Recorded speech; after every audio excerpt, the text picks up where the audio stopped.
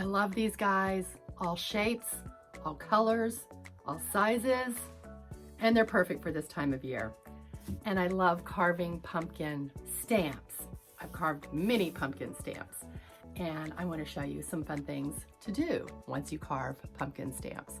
So using multiple color inks, I've got some fun ideas, perfect for Thanksgiving. I think you'll like it. So let's get going. I have a sketch in my watercolor sketchbook with some pumpkins. It needs to be finished. I'm going to show you how to do that at the end, so stick around. Let's get started.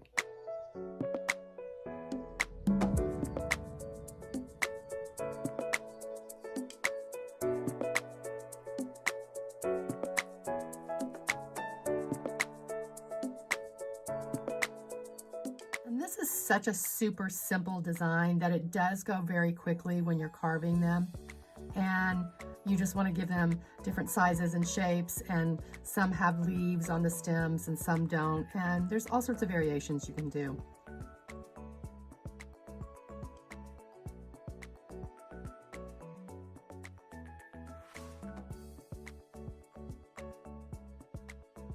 We're going to stamp the pumpkins in multiple colors, and they turn out really neat and unique. All of them are different. I have to say, this one looks a little bit like an apple, but we're just gonna go with it. And you can just go on and on and on. There are so many different designs. This squash pumpkin turned out really unique and is fun to use. As you can see, it's got a lot of different variations. But let's get started, and I'll show you guys how to do these cool pumpkins. To start, the things that you're going to need is a pumpkin stamp, of course, and you'll probably want several, and some ink pads. I have these little dewdrop ink pads by Memento, and I also have some distress ink by Ranger, and I have some other dye-based inks that I have. So this is one technique, and then when we're done with this, I'm going to show you another technique, and we're going to use markers. So to start, make sure all your ink pads are open and ready to go, because it just makes it so much easier. Now the paper I'm using is a marker paper. It's a cardstock. You can buy it from several different manufacturers. This one happens to be from B Paper. I know that many of the paper manufacturers carry marker paper, and I just like the way it works with dye-based ink on and stamping. So the first thing you're going to do is I'm going to take this lighter color, which is the Tangelo, and I'm going to cover the whole stamp. You want to make sure that you get all of the areas covered to start. We're going to come back to the stem. And then I'm going to take the other color, the darker color, which is called the Potter's Clay, and I'm just going to go around the edge here, just to give it some dimension, and I'm going to kind of push it a little bit more inward. So just using the tip of the little dewdrop, I'm going to add the ink right on the stem, and it's okay if it gets a little bit into the orange area, that's okay. I'm going to add 2 colors of green to the stem. This is the darker green, and it should show up. I might even add a little bit of the darker green along the bottom. Oh, there's a little line there. Let's see how this works. All right, now I could just go ahead and stamp this just like it is, but I'm going to give it a little bit of hot breath, which is like when you blow on your glasses to clean them, get a little bit of steam, and that just gives it a little bit of moisture here before you stamp it. It's not necessary, but if you've been waiting a long time before you get the image to the paper, it's a good idea. So, pardon me. I'm just going to go ahead and stamp.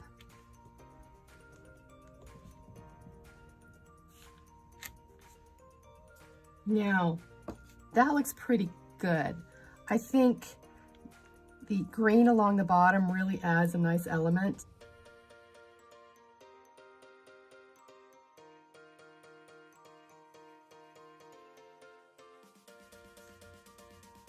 All right, I'm gonna try this again.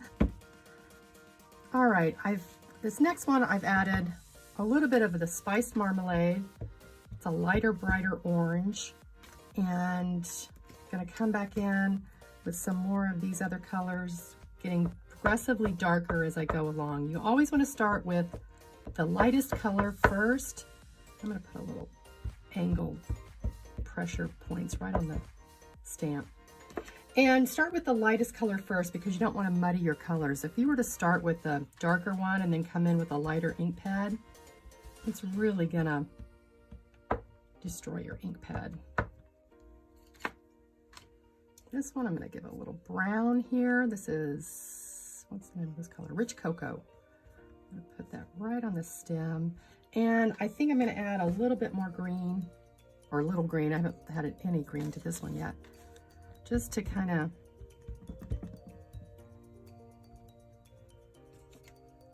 give it more dimension. And let's try it. Now, already you can see how this is like so fun, and you can just see what the colors do. It really takes you on an adventure. I think it's fun.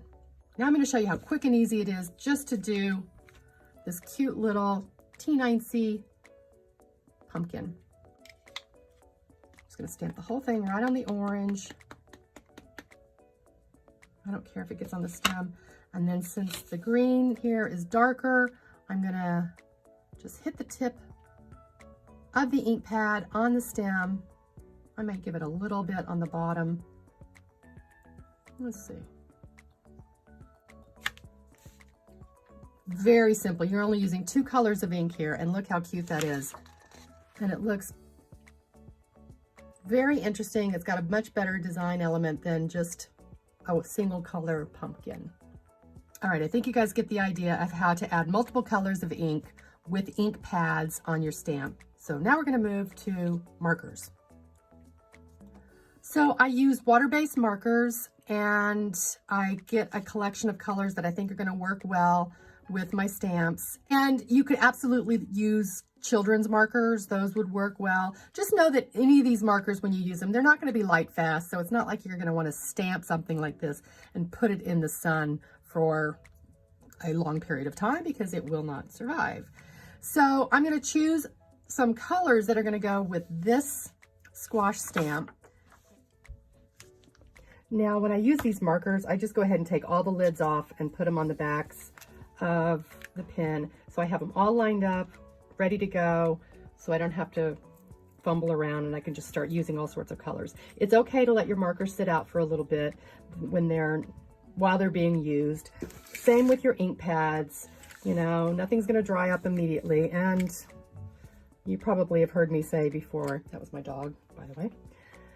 And you probably heard me say before that you need to have the re-inkers for your ink pads, because you can't get very far with a dry ink pad. So, but that's another topic for another time. So yeah, just get all your supplies ready to go. Okay, I pulled out some markers, some colors that I think are going to be perfect for this particular squash stamp, and I'm going to add many layers of color to it, and I'm going to show you how to do this, and it will be a lot of fun because it will take on a life of its own. So the first thing I'm going to do is start with my lightest color, and I'm just going to turning the marker on its side, I'm going to cover the whole stamp with the lighter color, making sure I get all along the edges. The edges always seem to be a place where you can easily miss, and I'll show you how I've done that. You can miss any part of the stamp. You just can't absolutely not see it, and then you stamp it, and then it's not complete. I'll show you a sample of that later.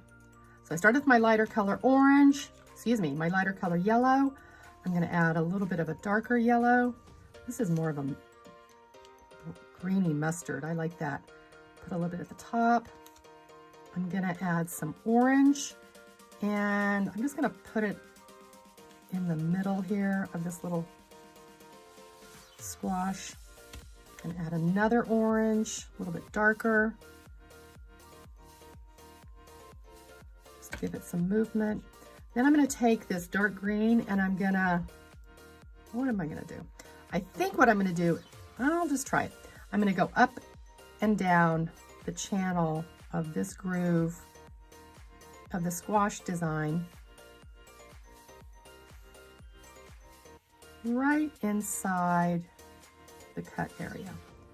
That's nice, but I don't want to just have the green on the middle. I want it to be on the outside of the squash. So with my, again, with my marker on its side, I'm going to go all the way around, turning the marker, turning the stamp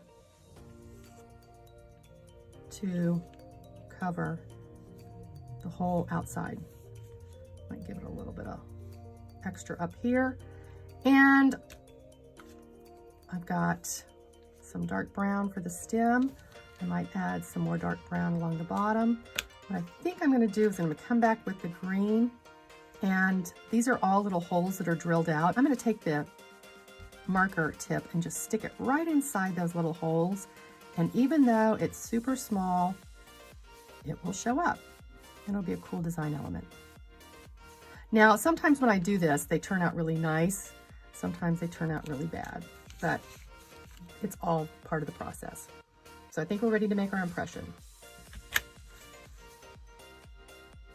Pretty cool. So let me show you another way to do this. Clean this stamp off. Always have a kneaded eraser available to clean the stamp off because all kinds of stuff get stuck on there. I'm going to use a lighter color orange. Actually, I don't think I'll start with the yellow. I'm just going to put the yellow on one side. Even though I say cover the whole thing, I'm going to be sure to cover the whole stamp, so I'm not really worried about that right now. And then I'm going to go in with this orange, put it right next to the yellow. I'm going to add a little bit of red here. It's going to be really bold. Kind of scoop it up a little bit here, give it a little bit of movement.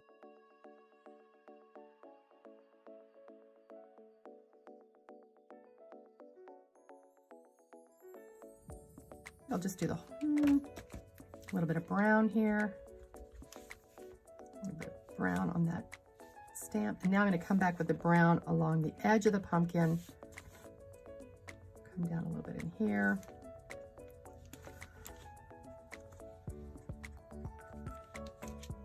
And I think we're good to go.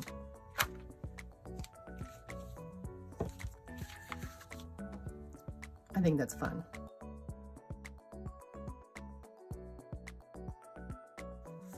So this is a place where you get to really see, using a smooth paper, how it's going to be more even and a better impression than using a rough piece of paper. This actually is just an index card. I keep a stack of 4x6 index cards readily available to just use for testing stuff out and making little notes and little design ideas and whatever. They're perfect to have. But you can see, because it is just a index card, it didn't take the impression as sharply and as cleanly and as solidly with color, or saturated with color, as the marker paper. So it does make a difference. Here's another example of using the markers with this little squash stamp, and I really liked how these colors turned out. And so what I did was I just made a little note here on the side so that I could recreate this same style and color motif for this cute little squash stamp. On this one, I wanted to add a little purple with some of the brown and orange and a more funky color. And I just wanted to make sure that I knew which colors I was using, so I did a little sample scratch over there so I could remind myself. Nothing major, but it does help you when you do a design or a color that you like and you want to recreate it. Okay, so you've stamped out a bunch of pumpkins. You've gone crazy like I did. And you finally gained control of yourself and you said, now what am I going to do with all these pumpkins? It's getting ready to be Thanksgiving. You can use these little pumpkins for name tags. Place cards, that's what they're called. And you can keep it super simple. You can do a bunch of little small pumpkins along the border, or you can do name tags for food items. This one was stamped with a index card. You can see, super simple. Just fold it over and there you go. And it stands right up there like a little table tent. and it's so much easier. You don't have to explain to everybody what you have. This is so cute. I mean, another way to use your little pumpkins is to cut them out and glue them onto little tags. And these could be name cards too.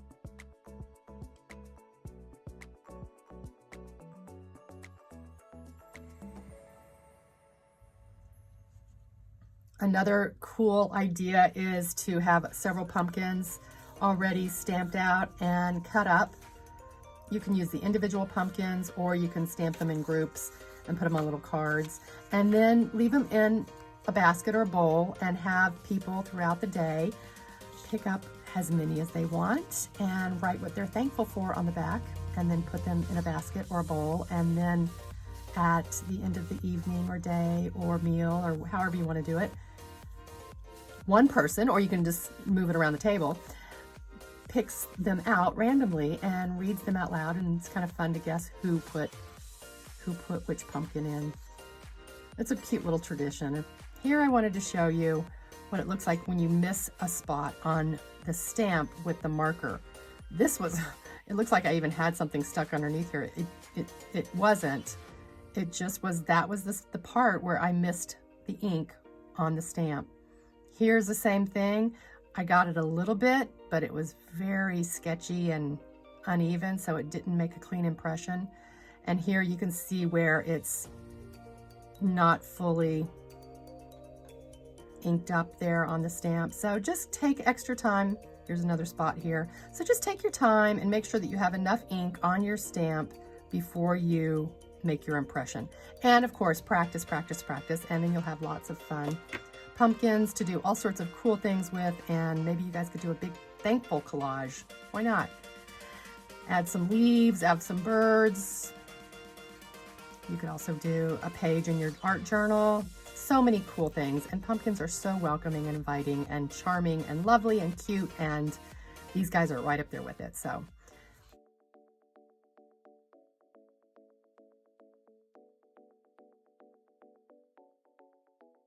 I'm not going to teach you how I did this right now, but I will say this is a stamp, this is a stamp, this is a stamp. These are stamps. Remember last week when we were doing the grungy stamps and I had this sample to show you guys? Well, I used it along here. It turned out really, really cool. And I have another grungy stamp, this one here that I carved.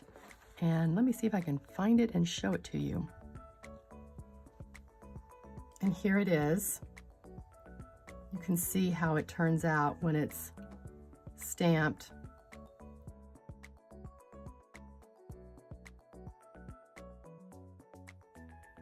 It doesn't look like much on the stamp, but it really makes a nice impression. So that's what I did with this little watercolor botanical. And I'm going to use some pen and ink, and I'm just going to start adding some, this is always tricky. I'm going to start adding some ink and we'll see what happens. And we just hope that it doesn't turn out disastrous. You know how pen and ink can be sometimes.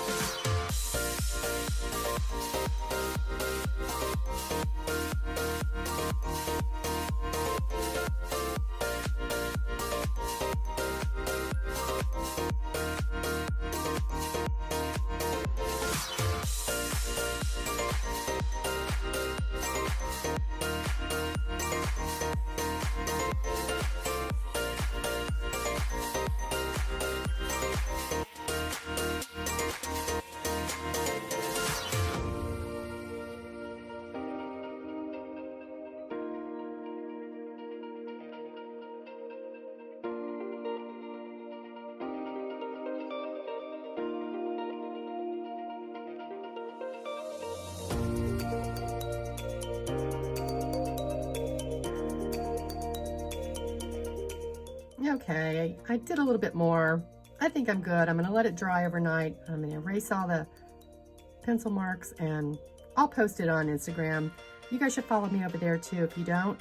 And I'm gonna actually stamp out all these pumpkins. I think I'm gonna stamp all these different little pumpkins out. Each one has its own personality, and I'm gonna share those on Instagram too. So be sure to follow me there. So speaking of last week's class, my first vlog when I was doing the grungy ghost stamps, I realized I was using a different material than the Speedy Cut for my sample demonstration. So if you guys remember, I was showing you, and if you haven't seen it, you can go back and watch it. I was showing you how you can just sort of gouge on this little scrap piece with your V-shaped tool, and it just sort of scratches it up.